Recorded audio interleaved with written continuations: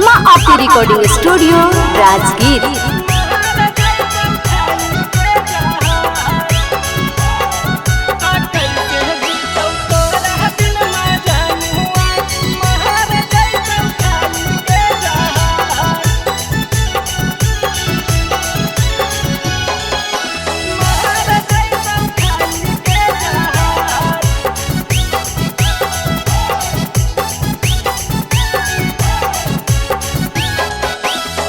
कहा कौहरा दिगे जानू छोड़ के तू त जइही ससुराल।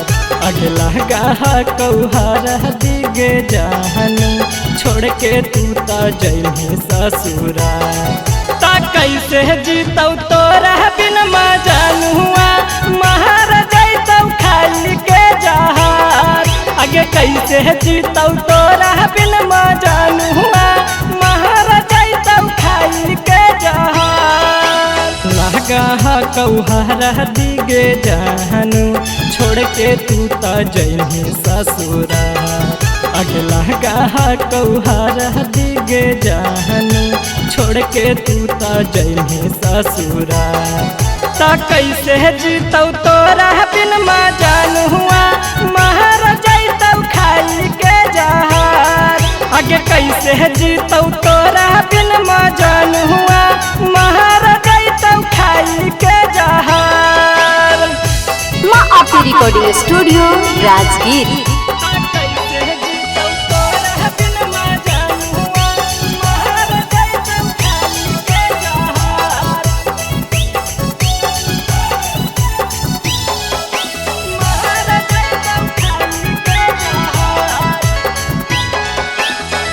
नहीं सोचनी कबो दिहलावा के बात गे।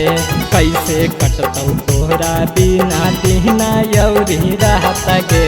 दिहना यौरी रहत गे। काहे नहीं सोचनी कबो दिहलावा के बात गे। कैसे कटतौ तोरा बिना दिहना यौरी रहत गे। रहत गे बीता जबहु मही तू जहिया देखल नहीं जई तौगे जान।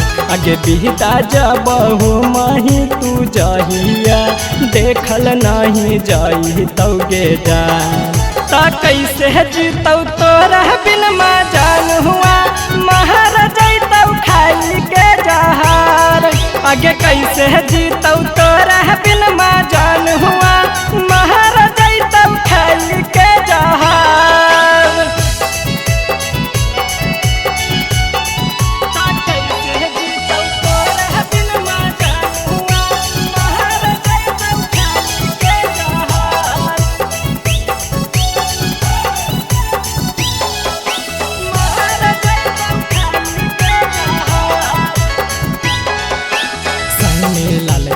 जिंदगी में यह गिया लगैनी पियावा के साथे तू त सहजिया सजैनी।